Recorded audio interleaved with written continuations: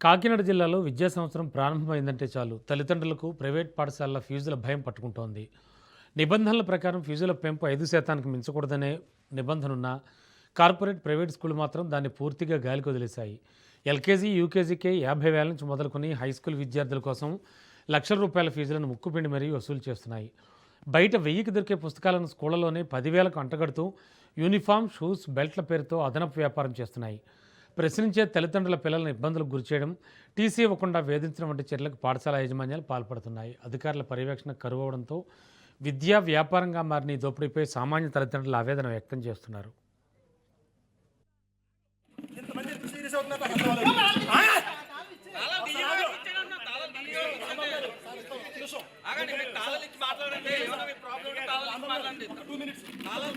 మీ దగ్గర పెట్టుకొని